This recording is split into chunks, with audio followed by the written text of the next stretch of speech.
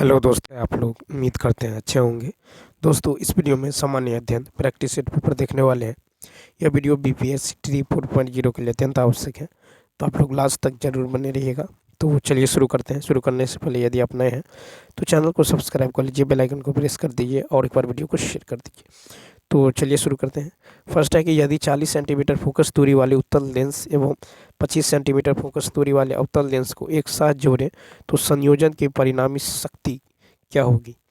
तो यहाँ पे देखिए, यानी P बराबर P1 प्लस P2, ठीक है।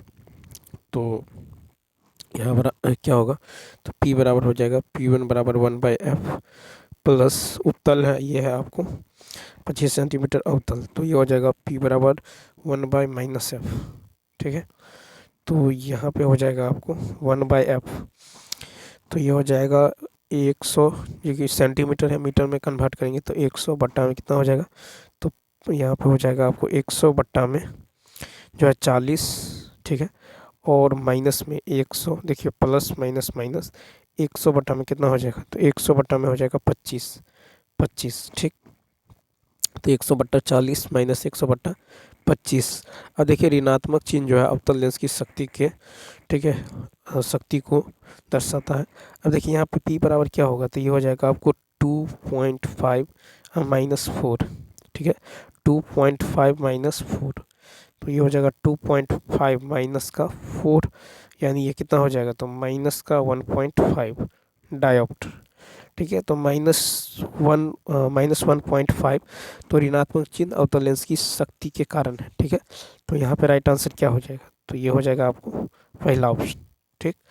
क्या हो जाएगा फर्स्ट। नेक्स्ट क्वेश्चन की यदि बात करें, क्वेश्चन नंबर देखिए नेक्स्ट।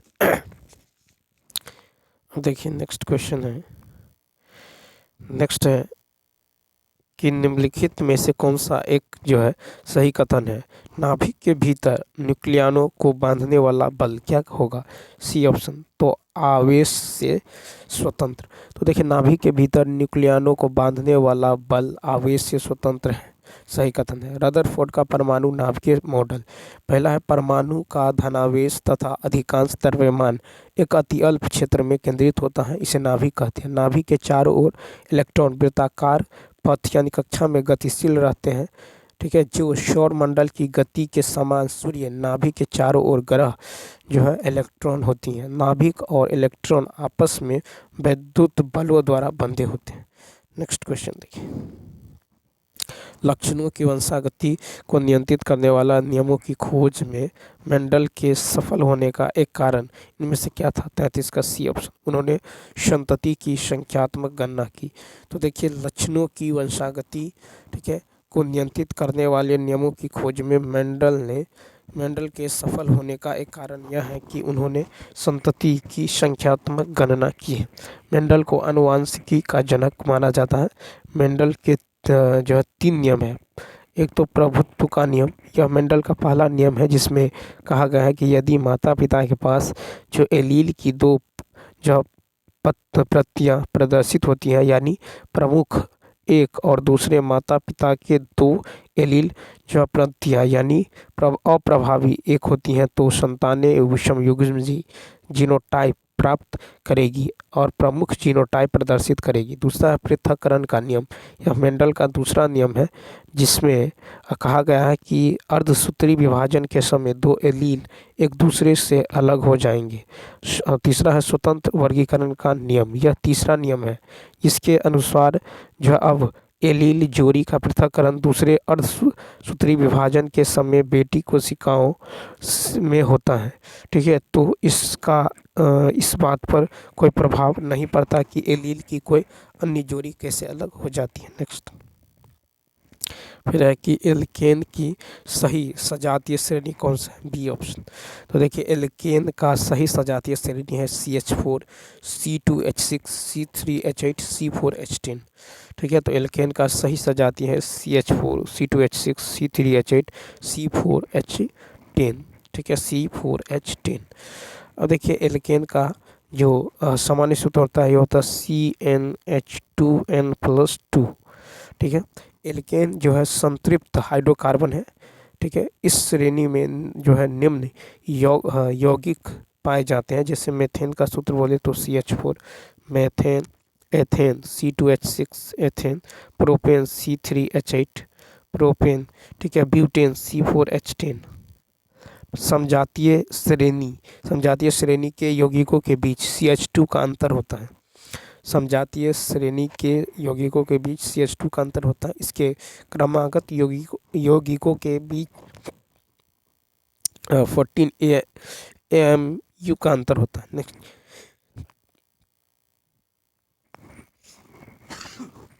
नेक्स्ट देखिए, एक लंबे पौधे और एक छोटे पौधे के बीच संस्करण के परिणाम स्वरूप उत्पन्न F1 संतति के सभी पौधे के लंबे होने का कारण। ये ऑप्शन, तो क्योंकि पौधे की लंबाई केवल T द्वारा नियंत्रित, कैपिटल T द्वारा नियंत्रित होती है।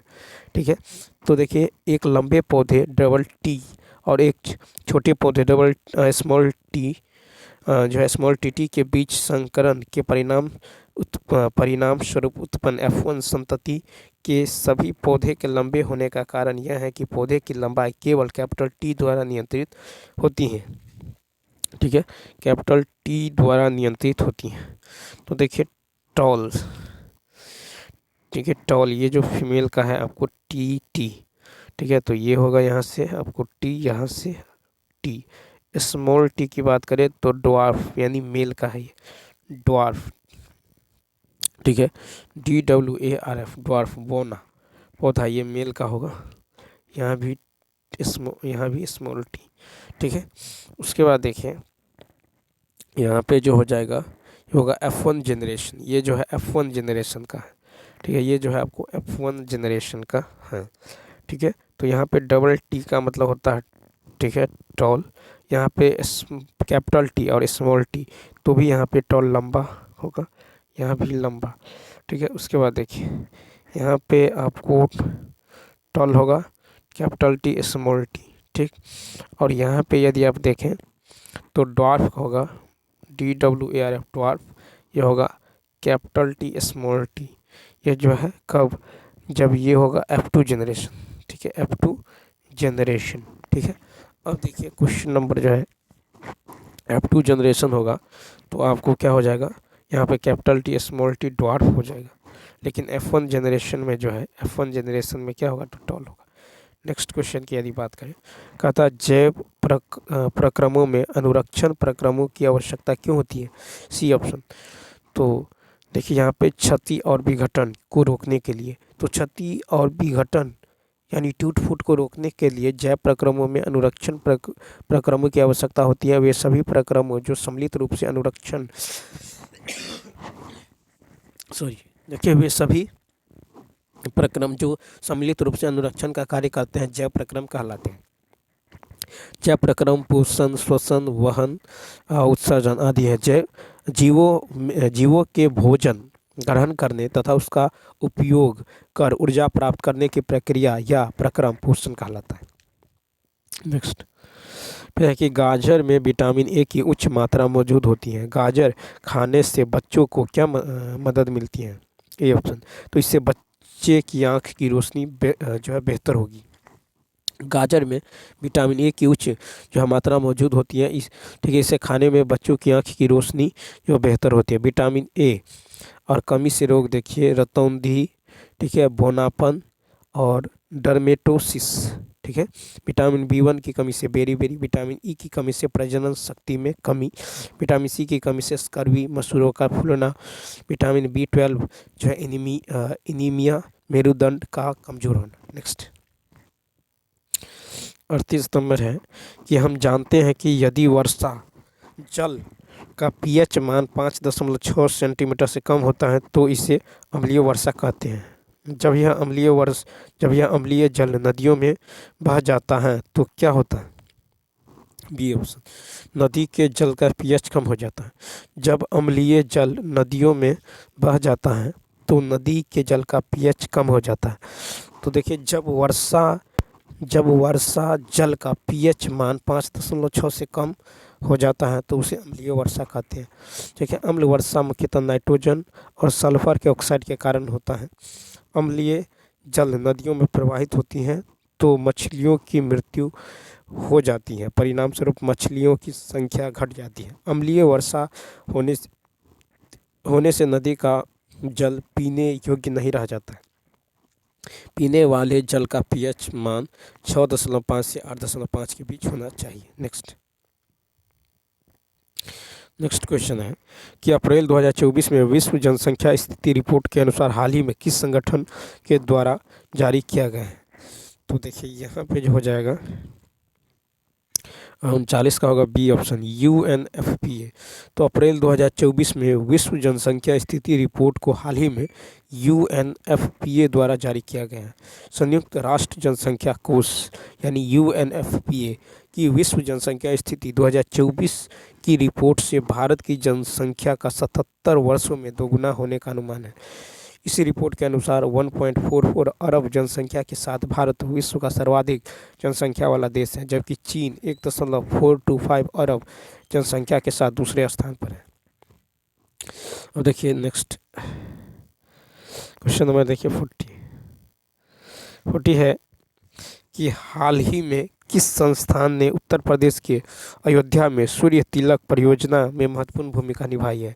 ए ऑप्शन, भारतीय खगोल भौतिक संस्थान बेंगलुरु। हाल ही में भारतीय खगोल भौतिक संस्थान IIA बेंगलुरु ने उत्तर प्रदेश में अयोध्या में सूर्य तिलक परियोजना में महत्वपूर्ण भूमिका निभाई है। इस सूर्य तिलक परियोजना का मुख्य उद्देश्य जो है रामनवमी के अवसर पर दोपहर के समय श्री राम लला के माथे पर सूरज की रोशनी लाना था। IIA संस्थान की टीम ने सूर्य की स्थिति की गणना की और ऑप्टिकल प्रणाली को डिजाइन किया और इसे साइट पर संरेखित किया है। 22 जनवरी 2024 को अयोध्या के राम मंदिर में जो है राम लला की प्राण प्रतिष्ठा किया गया। नेक्स्ट है कि बिहार राज्य के किस खिलाड़ी ने पेरिस ओलंपिक 2024 में रजत पदक जीता है? तो ए ऑप्शन, शरद कुमार। तो बिहार राज्य के निवासी शरद कुमार ने पेरिस ओलंपिक 2024 में रजत पदक जीता है। इन्होंने यह पदक 1.88 मीटर की ऊंची कूद, ठीक है, हाई जंप में जीती है। इनका संबंध मुजफ्फरपुर से है। शरद कुमार ने टोक्यो पैरालंपिक 2020 में कांस्य पदक जीता था। नेक्स्ट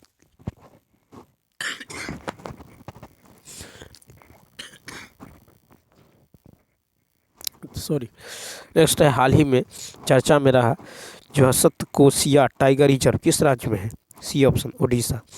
हाल ही में चर्चा में रहा सतकोसिया टाइगर रिजर्व उड़ीसा राज्य में स्थित है। राष्ट्रीय बाघ संरक्षण प्राधिकरण NTCA ने उड़ीसा के जो सतकोसिया टाइगर रिजर्व में बाघों के पुनर्वास परियोजना के 4 वर्षों के निलंबन के बाद जो है दोबारा शुरू करने की मंजूरी दी है। यह टाइगर रिजर्व उड़ीसा राज्य में स्थित है जो 4 जिलों में फैला हुआ है। वे जिला है अंगुल, ठीक है, कटक, बांध और नाईगढ़। नेक्स्ट कहता हाल ही में न्यूज वीक के कवर पेज पर छापने वाले दूसरे प्रधानमंत्री नरेंद्र मोदी बने हैं, जबकि इससे पूर्व किस जो है भारतीय प्रधानमंत्री को जो है इसके कवर पेज पर जो है जगह मिली थी? तो 43 का सी, इंदिरा गांधी। हाल ही में न्यूज वीक के कवर पेज पर छपने वाले दूसरे प्रधानमंत्री नरेंद्र मोदी बने हैं, जबकि इससे पूर्व इंदिरा गांधी को इसके कवर पेज पर जगह दी गई। न्यूज वीक अमेरिका की प्रसिद्ध साप्ताहिक पत्रिका है, ठीक है। टाइम मैगजीन पत्रिका के कवर पेज पर प्रदर्शित होने वाला पहला भारतीय महात्मा गांधी थे। नेक्स्ट बिहार राज्य के 13 वर्षीय क्रिकेटर वैभव सूर्यवंशी का चयन ऑस्ट्रेलिया के खिलाफ अंडर-19 में हुआ। इनका संबंध किस जिले से है? C option, Samastipur. तो बिहार राज्य के 13 वर्षीय क्रिकेटर वैभव सूर्यवंशी का चयन ऑस्ट्रेलिया के खिलाफ अंडर-19 में हुआ है। इनका संबंध समस्तीपुर यानी तापचूर जिले से है। वैभव सूर्यवंशी पटना के जेनेक्स क्रिकेट अकादमी में जो प्रैक्टिस करते हैं। इससे पूर्व के रणजी में सबसे कम उम्र में डेब्यू का रिकॉर्ड बना चुके हैं। रणजी में डेब्यू करने वाले दूसरे खिलाड़ी बन गए हैं। रणजी में सबसे कम उम्र के डेब्यू करने वाले जो अलीमुद्दीन, जिन्होंने 12 वर्ष 2 महीने में डेब्यू किया था। कहता वे बाएं हाथ के बल्लेबाज हैं। इनके नाम 49 शतक और 3 जो है दोहरा शतक बनाने की रिकॉर्ड है। इनके बचपन के कोच ब्रिजेश झा हैं। भारत ऑस्ट्रेलिया के बीच अंडर 19 सीरीज 21 सितंबर से होगी। नेक्स्ट, हाल ही में भारतीय रिजर्व बैंक ने किस जो बैंक की ऑनलाइन बैंकिंग सुविधा वर्ल्ड ऐप को बैन कर दिया है? सी ऑप्शन, तो BOB।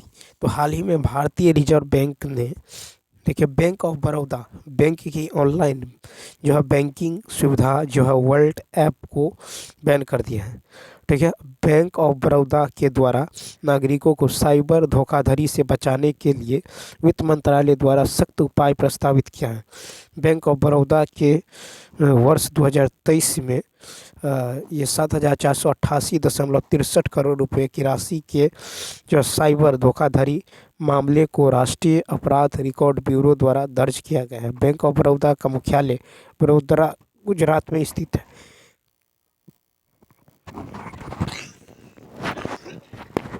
उसके बाद देखिए, हाल ही में लक्षद्वीप में शाखा खोलने वाले पहला निजी बैंक HDFC बना है।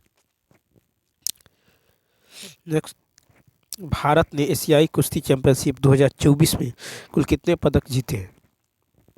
तो B ऑप्शन 9।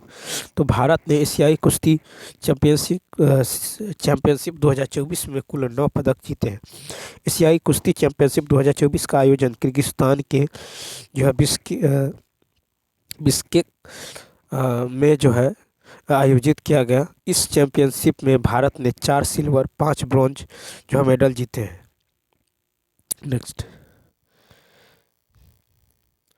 नेक्स्ट है कि हिंदुस्तान गदर पार्टी की स्थापना के बाद जो है निम्नलिखित में से किसे इसकी अध्यक्षता नियुक्त किया गया है? B ऑप्शन, बाबा सोहन सिंह भाखना।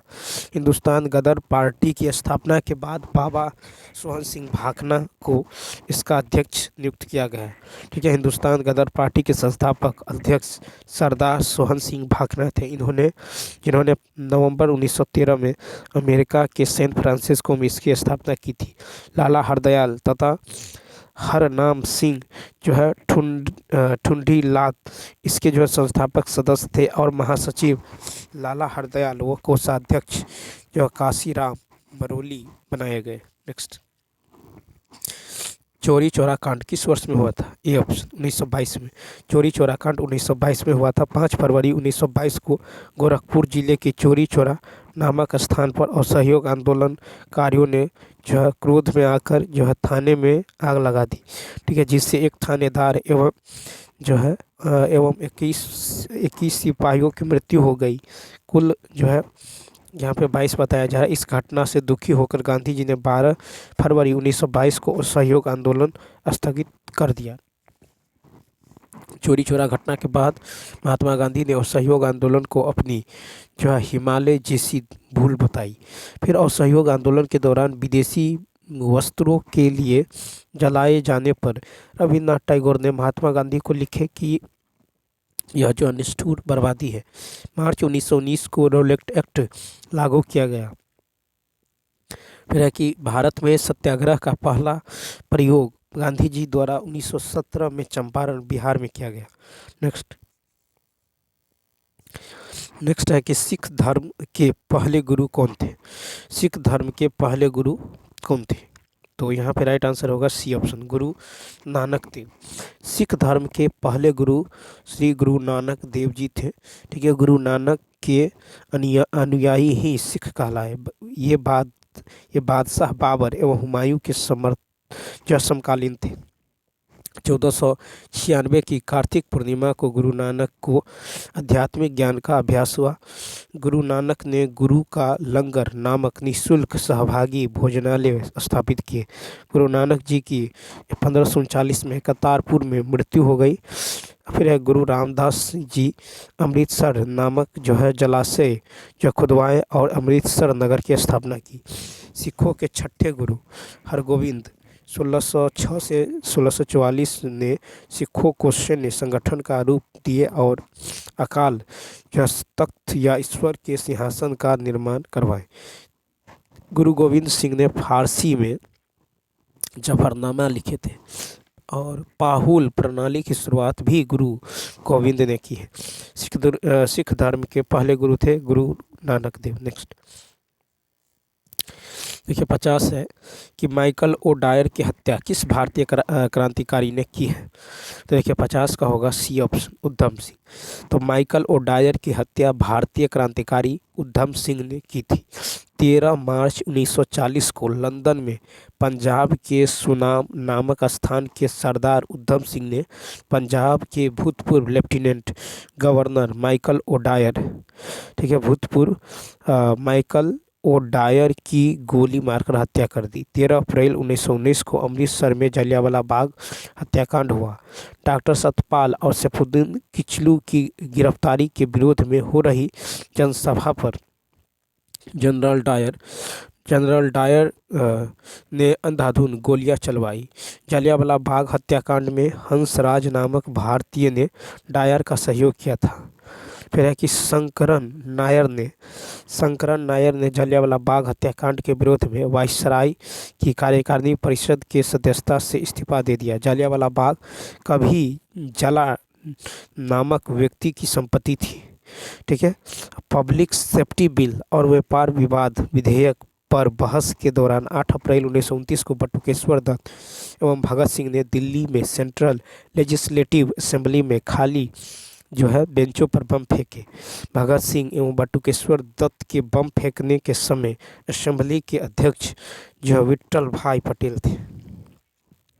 1947 से पहले भारत में 26 जनवरी को जो है 26 जनवरी को क्या कहा जाता था। तो बी ऑप्शन, स्वतंत्रता दिवस। 1947 से पहले भारत में 26 जनवरी को स्वतंत्रता दिवस कहा जाता था। गणतंत्र दिवस, ठीक है, कि गणतंत्र दिवस भारत का एक राष्ट्रीय पर्व है जो प्रति वर्ष 26 जनवरी को मनाया जाता है। 26 जनवरी 1950 को भारत का संविधान पूर्ण रूपेण लागू किया गया। 26 जनवरी 1930 को भारत में प्रथम अखिल भारत स्तर पर स्वाधीनता दिवस मनाया गया था। प्रत्येक वर्ष 26 जनवरी को 1930 ईस्वी से स्वतंत्रता दिवस मनाना प्रारंभ हुआ था। यही कारण था कि 26 जनवरी 1950 को संविधान पूर्ण रूपेण लागू कर स्वतंत्रता जो है घोषित किया गया, गणतंत्र घोषित किया गया। संविधान सभा के अध्यक्ष डॉक्टर राजेंद्र प्रसाद ने जब 26 नवंबर 1949 को संविधान सभा पारित किए तब इसमें कुल 22 भाग, 395 अनुच्छेद और 8 अनुसूचियाँ थी, ठीक है। संविधान सभा के अध्यक्ष डॉक्टर राजेंद्र प्रसाद ने जब 26 नवंबर 1949 को संविधान सभा पारित किए तब इसमें कुल 22 भाग, 395 अनुच्छेद और 8 अनुसूचियाँ थी। शहीद दिवस 30 जनवरी को मनाया जाता है। राष्ट्रीय संविधान दिवस 26 नवंबर को मनाया जाता है। नेक्स्ट क्वेश्चन, नेक्स्ट है कि किसका जो है निम्नलिखित में से किसका निर्माण सम्राट अकबर ने नहीं किया था। तो सी ऑप्शन, दिल्ली की जामा मस्जिद। दिल्ली की जामा मस्जिद का निर्माण सम्राट अकबर ने नहीं कराया था। दिल्ली की जामा मस्जिद का निर्माण शाहजहां ने करवाया था। आगरा का मोती मस्जिद का निर्माण शाहजहां ने तथा दिल्ली के मोती मस्जिद का निर्माण औरंगजेब ने करवाया था। शाहजहां द्वारा निर्मित ताजमहल का मुख्य वास्तुकार उस्ताद अहमद लाहौरी था। मयूर सिंहासन का निर्माण शाहजहां ने करवाया था। इसका मुख्य कलाकार जो है बादल खां था। शाहजहां के शासनकाल को मुगल काल का स्थापत्य कला का स्वर्ण युग कहा जाता है। नेक्स्ट है निम्नलिखित में से कौन सा विकल्प मुगल शासक उसके शासनकाल के दौरान भारत आने वाला विदेशी यात्री के आधार पर सही तौर पर सुमेलित है। सॉरी, देखिए यहाँ पे सी ऑप्शन, तो औरंगजेब मनुची विकल्प जो है ये मुगल शासक उसके शासनकाल के दौरान भारत आने वाला विदेशी यात्री के आधार पर सही सुमेलित है। तो यहाँ हो जाएगा आपको औरंगजेब और मनुची, ठीक है। तो यहाँ पे होने वाला है आपको सी ऑप्शन। अब देखिए औरंगजेब का शासनकाल जो 1658 से 1707 तक रहा था। औरंगजेब का शासनकाल 1658 से 1707 तक रहा था। औरंगजेब अकबर के बाद दूसरा सबसे ज़्यादा समय तक शासन करने वाला शासक था। मनुची एक जो है इतालवी लेखक और यात्री था। मनुची जो है मुगल शासक के दौरान भारत आया था और उसने दारा सिकोह की सेवा में काम किया। जहांगीर के दरबार में विलियम हॉकिंस यूके के राजा जेम्स प्रथम का पत्र लेकर अप्रैल 1609 में आया था। विलियम हॉकिंस मुगल दरबार में 1613 ईस्वी तक रहा था। हॉकिंस को जहांगीर ने खान की उपाधि से जो है सम्मानित किया था। सर टॉमस रो जहांगीर के शासनकाल में वर्ष 1615 ईस्वी में आया था। नेक्स्ट है कि बिहार का प्रथम मुस्लिम विजेता कौन था? C option Bakhtiyar Khilji. बिहार का प्रथम मुस्लिम विजेता बख्तियार खिलजी था। भारत में मुस्लिम राज्य के संस्थापक मोहम्मद गौरी था। ठीक है, बिहार बंगाल में मुस्लिम राज्य के संस्थापक बख्तियार खिलजी था। उस समय बंगाल में सेन वंश के शासक लक्ष्य सेन थे। मोहम्मद बिन बख्तियार खिलजी जो बिहार का प्रथम मुस्लिम विजेता था, वह कुतुबुद्दीन ऐबक का एक सैन्य जो है सिपह सालार था। बख्तियार खिलजी की सेना ने बिहार विजय अभियान के दौरान प्राचीन नालंदा विश्वविद्यालय और विक्रमशिला विश्वविद्यालय को नष्ट कर जो है हजारों की संख्या में बौद्ध भिक्षुओं की हत्या कर दी थी। नालंदा विश्वविद्यालय की स्थापना कुमारगुप्त प्रथम तथा विक्रमशिला विश्वविद्यालय की स्थापना धर्मपाल ने की थी। नेक्स्ट है सुंदरवन का डेल्टा निम्नलिखित में से किन नदियों द्वारा निर्मित है? 55 का बी गंगा और ब्रह्मपुत्र। सुंदरवन का डेल्टा गंगा और ब्रह्मपुत्र नदियों द्वारा निर्मित है। आकृति के आधार पर डेल्टा के प्रकार एवं उसके उदाहरण निम्न है। एक तो चापाकार डेल्टा नदी नील नदी एवं गंगा ब्रह्मपुत्र का डेल्टा है। ठीक है, पंजाकार डेल्टा ये मिसिसिपी मिसौरी नदी को डेल्टा है। और एक है आपको ईश्वरी डेल्टा, ये भारत में नर्मदा व ताप्ती का डेल्टा है। एक है परित्यक डेल्टा चीन की येलो नदी और हुगली नदी का डेल्टा है। नेक्स्ट है कि निम्नलिखित में से कौन सी नदी जिनका पारस्परिक प्रभाव उत्तर भारतीय मैदानों के निर्माण के लिए उत्तरदायी नहीं है? 56 का सी गोदावरी। तो देखिए गोदावरी तीन नदियों में से एक है जिनका पारस्परिक प्रभाव उत्तर भारतीय मैदानों के निर्माण के लिए उत्तरदायी नहीं है। गोदावरी प्रायद्वीपीय भारत की सबसे लंबी यानी 1465 किलोमीटर लंबी नदी है। ठीक है, यह नदी महाराष्ट्र में मुंबई के निकट नासिक के जो है त्रियंबकेश्वर से निकलती है और दक्षिण मध्य भारत को पार कर दक्षिण पूर्व की ओर बहती हुई बंगाल की खाड़ी में मिल जाती है। प्रायद्वीपीय नदियों में गोदावरी का अपवाह जो है तंत्र सबसे बड़ा है। गोदावरी में अनेक जो है सहायक नदियाँ मिलती हैं जैसे पूर्णा, वर्धा, प्राणहिता, मंजीरा, वेनगंगा, इंद्रावती आदि। गोदावरी नदी को बड़े आकार और विस्तार के कारण दक्षिणी गंगा एवं वृद्ध गंगा के नाम से भी जाना जाता है। सिंधु तिब्बत में मानसरोवर झील के पास जो है सानोख्याबाप जो हिमनद में निकलती है। इसकी सहायक नदी सतलज, चिनाब, रावी, ब्यास आदि है। फिर है गंगा नदी भागीरथी एवं अलकनंदा नदियों का सम्मिलित नाम है। ब्रह्मपुत्र नदी तिब्बत में मानसरोवर झील से 80 किलोमीटर की दूरी पर स्थित जो है चेमयुनगई हिमानी से निकलता है। इसकी सहायक नदी दिबांग, लोहित, कामेंग, सुमनगिरी आदि है। नेक्स्ट है कि और अरबों तारों, धूल एवं गैसों के बादल युक्त विशाल प्रणाली को खाली स्थान के रूप में जाना जाता है। A option Galaxy. तो अरबों तारों, धूल एवं गैसों के बादल युक्त विशाल प्रणाली को गैलेक्सी के रूप में जाना जाता है। आकाश गंगा की सबसे नज़दीकी मंदाकिनी को देवयानी नाम दिया गया है। अंतरिक्ष में कुल 89 तारामंडल है। ठीक है, अंतरिक्ष में कुल 89 जो है तारामंडल है। सौर मंडल मिल्की वे गैलेक्सी का हिस्सा है। नेक्स्ट नेक्स्ट है कि रेड क्लिफ रेखा किन दो देशों के बीच की अंतर्राष्ट्रीय सीमा रेखा है? 58 का बी, भारत और पाकिस्तान। तो देखिए रेड क्लिफ रेखा भारत और पाकिस्तान देशों के बीच की अंतर्राष्ट्रीय सीमा रेखा है। भारत और चीन के अंतर्राष्ट्रीय सीमा रेखा मैकमोहन रेखा है, ठीक है।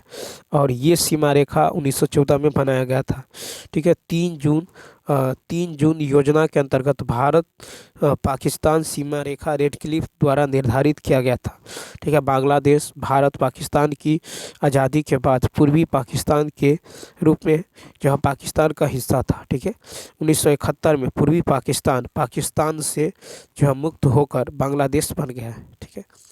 तो 1971 में पूर्वी पाकिस्तान पाकिस्तान से मुक्त होकर जो है बांग्लादेश बन गया है। नेक्स्ट देखिए,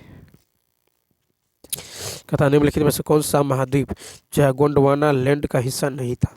59 का सी, यूरोप। तो यूरोप जो है गोंडवाना लैंड का हिस्सा नहीं था। गोंडवाना लैंड उन महाद्वीपों में एक था जो लाखों साल पहले अस्तित्व में था। इनमें भारत, दक्षिण अफ्रीका, दक्षिण अमेरिका और ऑस्ट्रेलिया का एक ही भूमि समूह में शामिल था। फ्रांस प्राचीन जो अधिमहाद्वीप गोंडवाना लैंड का हिस्सा नहीं था। गोंडवाना लैंड के अंतर्गत भारत तथा समीपवर्ती देश ऑस्ट्रेलिया, दक्षिण अमेरिका, अंटार्कटिका, दक्षिण अफ्रीका और मेडागास्कर आते हैं। गोंडवाना लैंड का नाम जो है एडुअर्ड, ठीक है, स्वेस ने भारत के गोंडवाना क्षेत्र के नाम पर रखा था। भारत का दक्षिणी प्रायद्वीपीय पठार गोंडवाना लैंड का ही एक भाग है। गोंडवाना चट्टानों का निर्माण ऊपरी कार्बोनिफेरस से जूरेसिक युग में मध्य हुआ है। नेक्स्ट 60 है कि अंडमान और निकोबार द्वीप समूह में जो स्लेश एंड बर्न कृषि को क्या कहा जाता है? C option, Deepa. अंडमान और निकोबार द्वीप समूह में स्लेश एंड बर्न कृषि को दीपा कहा जाता है। पूर्वोत्तर पहाड़ियों में जो आदिम जनजातियों द्वारा की जाने वाली झूम कृषि को मिल्पा कहा जाता है, ठीक है। नागालैंड में स्थानांतरित कृषि पद्धति को झूम कृषि कहा जाता है। झूम कृषि पर्यावरण के लिए हानिकारक है क्योंकि वन को काटकर उसे जलाकर खेती किया जाता है। नेक्स्ट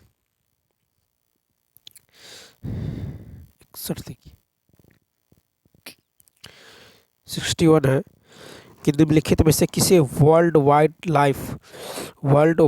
लाइफ फंड के लोगों में जो दर्शाया गया है? 61 का होगा सी, यानी विशालकाय पांडा। तो देखिए विशालकाय पांडा को वर्ल्ड वाइड लाइफ फंड के लोगों में जो है दर्शाया गया है। WWF की स्थापना 1961 में स्विट्जरलैंड में की गई थी। लाल पांडा सिक्किम, असम, अरुणाचल प्रदेश के क्षेत्रों में पाया जाता है। लाल पांडा को जो है 2008 में लुप्तप्राय पशु की सूची में रखा गया। हाथी संरक्षण परियोजना 1992 में जो है झारखंड के सिंहभूम जिला से प्रारंभ किया गया था। हाथी संरक्षण परियोजना 1992 में झारखंड के सिंहभूम जिला से जो शुरू किया गया था। बाघ परियोजना अप्रैल 1973 में प्रारंभ की गई थी। प्रारंभ में 9 बाघ आरक्षित क्षेत्र बनाए गए थे। वर्तमान में भारत में कुल 54 बाघ संरक्षित हैं, ठीक है। वर्तमान में भारत में कुल 54 बाघ आरक्षित क्षेत्र है। नेक्स्ट कहता है कि तेल नदी निम्नलिखित नदियों में से किसकी सहायक नदी है? 62 का ई ऑप्शन। तो तेल नदी उपरोक्त में से किसी नदी की सहायक नदी नहीं है। हीराकुंड, टिकरपारा बांध महानदी पर जो प्रमुख बहुउद्देशीय परियोजना है। तेल नदी जो है उड़ीसा के कोरापुट जिला में मैदानी भाग से निकलती है। तेल नदी छत्तीसगढ़ राज्य के रायपुर जिले के आदिवासी बहुल क्षेत्र के देवभोग विकास खंड से प्रवाहित होती है। यह महानदी की सहायक नदी है। नेक्स्ट देखिए समीकरण इतना बराबर 0 के लिए विविक्टर कहता है ज्ञात करने के लिए, तो इसको लिख सकते हैं x² - 16 बराबर 0, ठीक है। तो यहाँ पर a बराबर कितना है 1, b बराबर क्या है 0, c बराबर कितना है तो -16। तो विवेचक d बराबर क्या होता है, यानी विविक्त कर बोलते हैं। d बराबर होता है b² माइनस 4ac।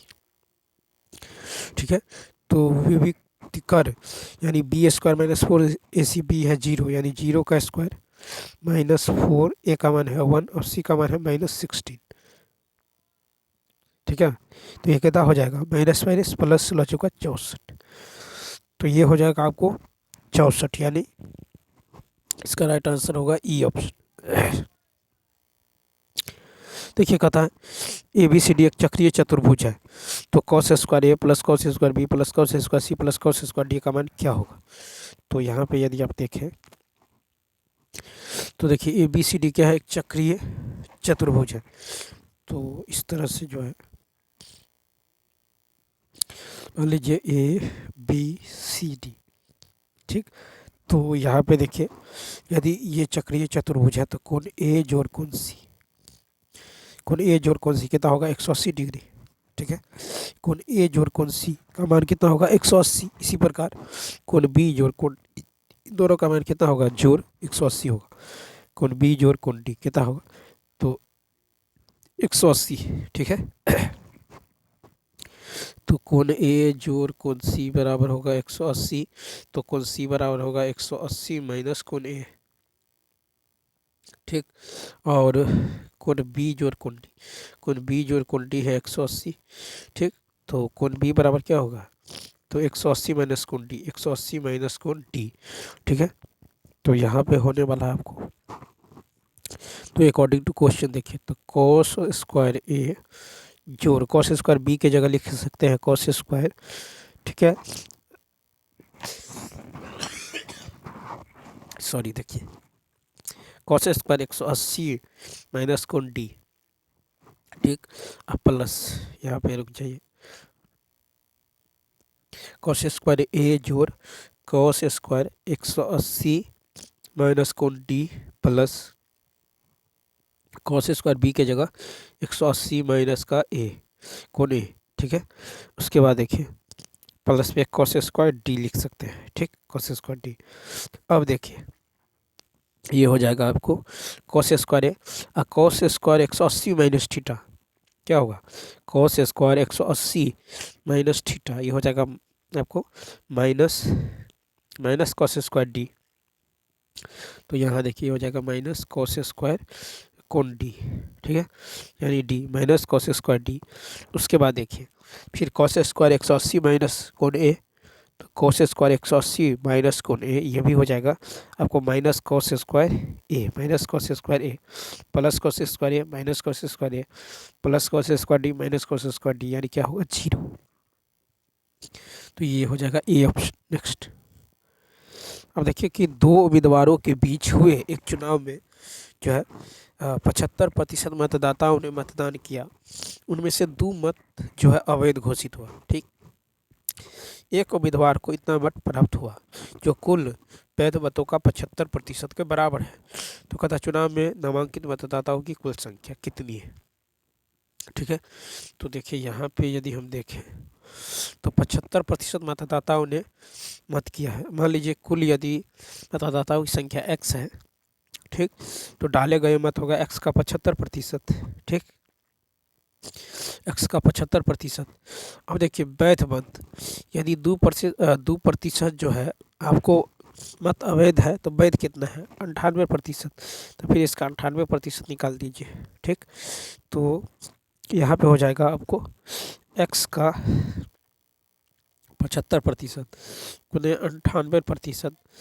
ठीक, अब फिर कहता है कि एक उम्मीदवार को इतना मत प्राप्त हुआ जो वैध मतों का 75%, तो इसका भी 75%, ये बराबर होगा आपको 9261 के। ठीक है, 9261 के। तो यहाँ पे ये हो जाएगा आपको x गुने 75% का मतलब कितना होता है 3/4। ठीक, और 98% यानी 49/50 और 75% का मतलब 3/4, ये हो जाएगा 9261।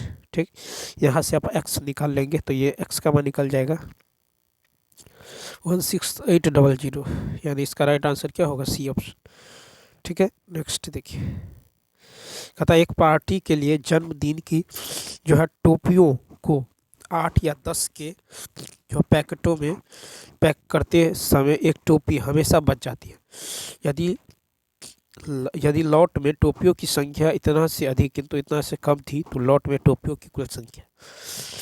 तो यहाँ पे देखिए, तो देखिए अभिष्ट जो संख्या होगा वो 8 या 10 के गुणज से एक अधिक होगा। ठीक है, वो जो देखिए जन्मदिन की टोपियों 8 या 10 के पैकेटों में जो है पैक करते समय एक जो है हमेशा बच जाती है। तो इसका अर्थ ये है कि अभिष्ट जो संख्या होगा वो जो है 8 या 10 के गुणज से क्या होगा, एक अधिक। ठीक है, तो यानी ये हो जाएगा आपको, यदि हम देखें तो वो जो होगा 8 या 10 के पैकेटों से एक अधिक होगा अकॉर्डिंग टू ऑप्शन यदि जाइएगा तो ये हो जाएगा 280 प्लस 1। ठीक है, 280 प्लस 1 यानी 28 गुने 10 प्लस 1। ठीक है, 28 गुने 10 प्लस 1, या फिर इसी को कर सकते हैं 35 गुने 8, 35 गुने 8 प्लस 1। ठीक, 8 का भी गुणज और 10 का भी गुणज। ठीक है, प्लस 1 होगा।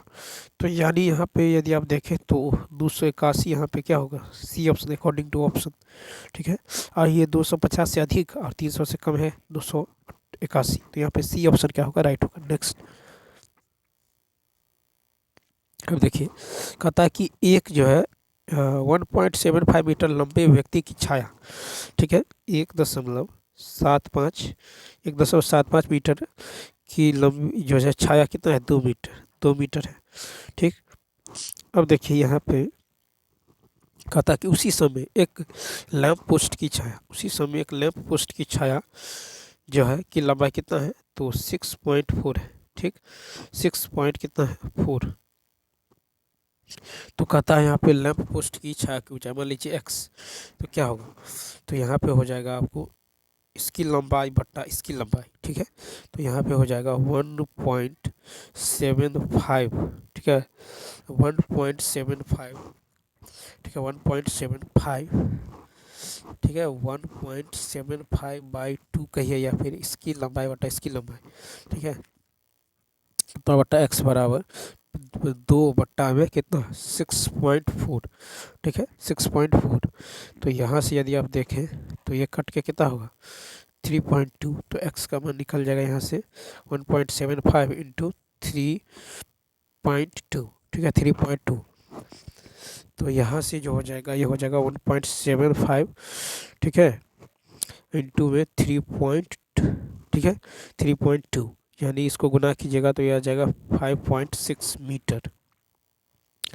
कितना आ जाएगा, 5.6 मीटर आ जाएगा। तो यानी इसकी छाया की लंबाई कितना है, तो 5.6। ठीक है, 175 ये है आपको 3.2 से इसको गुना कीजिए। ठीक है, 3.2, तो ये हो जाएगा कितना, 10। ठीक है, 15, ये कितना हो जाएगा, 3, ये हो जाएगा 15 और 7 21 1 22, 3 2 5, ये हो जाएगा 0 0। ठीक है, यानी कितना हो जाएगा, तो ये हो जाएगा 5.6 हो जाएगा, यानी ए ऑप्शन। नेक्स्ट देखिए, फिर कहता है कि इसका मान क्या होगा। ठीक है, तो यहाँ पे यदि आप देखें तो देखिए बेस यहाँ पे समान है। ठीक, तो बेस यदि समान है तो के पावर में गुना में पावर जुड़ जाएगा, तो यहाँ होगा AC। ठीक है, प्लस में BC। ठीक है, BA, फिर प्लस में हो जाएगा आपको AC और AC में इंटू में x के पावर 0 यानी 1 - 1। तो 1 - 1 तो यहाँ पे 0 हो जाएगा, सारा 0 कर देगा, यानी 68 का ये ऑप्शन। नेक्स्ट, कथा कि वह कौन सी भिन्न है जो आवर्ती दशमलव नहीं देंगे, तो 69 का सी ऑप्शन। ठीक है, तो आवर्ती दशमलव जो है, तो देखिए जब भिन्न a/2 के पावर m गुने 5 के पावर n या a/2 के पावर m या फिर a/5 के पावर n के रूप का है तो भिन्न आवर्ती दशमलव में नहीं होंगे। ठीक है, आवर्ती दशमलव में नहीं होंगे तो 56 को लिख सकते हैं, या फिर ये कट जाएगा 1/8, तो ये होगा 1/2 के पावर q, तो ये क्या है, a/2 के पावर m के रूप में, तो ये जो है आवर्ती दशमलव नहीं देंगे, यानी ए सी ऑप्शन। ठीक है, तो यहाँ पे नेक्स्ट क्वेश्चन में देखिए 70 70 है कि यदि एक बेलन के आधार का क्षेत्रफल इतना है और इसकी ऊंचाई इसकी आधार की त्रिज्या की दोगुनी है, ठीक। तो यहाँ पे देखिए बेलन का क्षेत्रफल, आधार का क्षेत्रफल है कितना, इतना है, तो बेलन का क्षेत्रफल क्या होता है, पाई आर स्क्वायर 3850। तो 22/7 टू आर स्क्वायर 3850, ठीक है। तो यहाँ से आर स्क्वायर का मान निकल जाएगा, आर का मान कितना निकल जाएगा, तो ये आर का मान निकल जाएगा कितना, 5 × 7 यानी 35 सेंटीमीटर, ठीक है। तो बेलन की ऊंचाई निकाल लीजिए। कह रहा है कि जो है इसकी ऊंचाई जो है आधार की त्रिज्या की दोगुनी, तो एच कितना निकल जाएगा, 35 दूनी 70, ठीक है। कितना निकल जाएगा, 70। तो यहाँ पे कहता आयतन, आयतन होता पाई आर स्क्वायर एच, ठीक है, पाई आर स्क्वायर एच। तो यहाँ पे पाई आर स्क्वायर इंटू एच, पाई ये तो पता है, पाई आर स्क्वायर कितना है 3850 और एच कितना है 70। इसको गुना कीजिएगा तो ये आ जाएगा आपको लास्ट में, तो डबल जीरो आएगा, यानी ए ऑप्शन क्या होगा, ए ऑप्शन। तो चलिए दोस्तों, इस वीडियो में इतना ही। यदि यह वीडियो अच्छा लगा हो तो लाइक शेयर और सब्सक्राइब करना ना भूलें। Thanks for watching.